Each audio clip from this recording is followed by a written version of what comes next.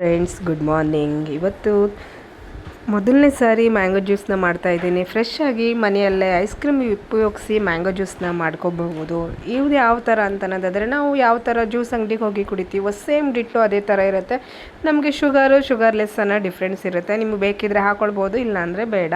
So ನಾನು ಮೊದಲನೇ ಸಾರಿ ತುಂಬ ಮ್ಯಾಂಗೋ ಇವಾಗ ಬರ್ತಾ ಇರೋದು ಹುಳಿ ಇರುತ್ತೆ, ಅಷ್ಟೊಂದು ಚೆನ್ನಾಗಿರಲ್ಲ ಅಂತ ಗೊತ್ತಿತ್ತು.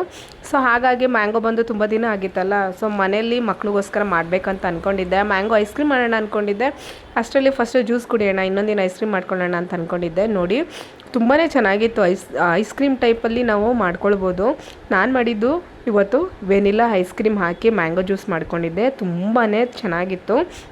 ನನಗಂತೂ ಇನ್ನೂ ಒಂದೆರಡು ಲೋಟ ಕೊಟ್ಟಿದ್ರು ಕುಡಿಬೇಕು ಅನ್ನೋ ಅಷ್ಟು ಟೇಸ್ಟಿಯಾಗಿ ಬಂದಿತ್ತು. ನೀವು ಕೂಡ ಮನೆಯಲ್ಲಿ ಟ್ರೈ ಮಾಡಿ. ಯಾಕಂದರೆ ಮ್ಯಾಂಗೋ ಸೀಸನ್ ಎಷ್ಟು ದಿನ ಇರುತ್ತೋ ಅಷ್ಟೇ ದಿನ.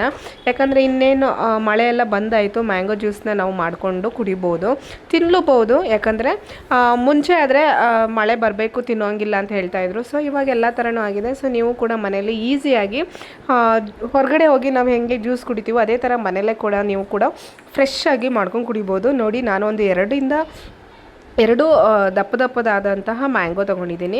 ನಾನು ಒಂದು 3 ಲೋಟ ಆಯಿತು ಜ್ಯೂಸು ನನಗೂ ಕೂಡ.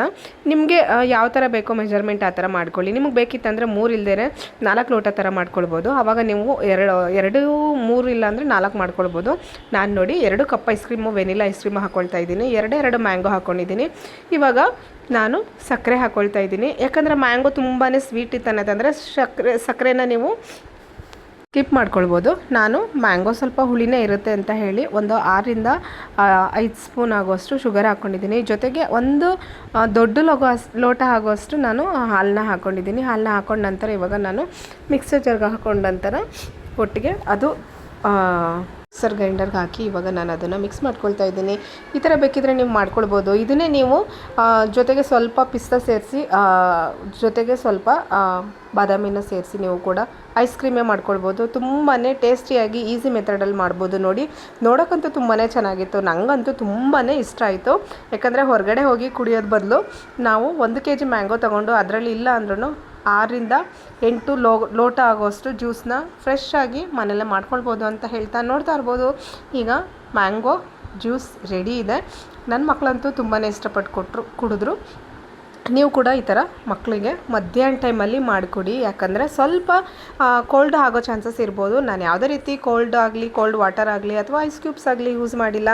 ನನಗೆ ತುಂಬಾ ಇಷ್ಟ ಆಯಿತು. ನೀವು ಕೂಡ ಟ್ರೈ ಮಾಡಿ ಅಂತ ಹೇಳ್ತಾ ಈ ವಿಡಿಯೋ ನಿಮ್ಮೆಲ್ಲರಿಗೂ ಇಷ್ಟ ಆಗಿದರೆ ದಯವಿಟ್ಟು ಲೈಕ್ ಮಾಡಿ, ನನ್ನ ಫೇಸ್ಬುಕ್ ಐಡಿನ ಫಾಲೋ ಮಾಡಿ. Thank you.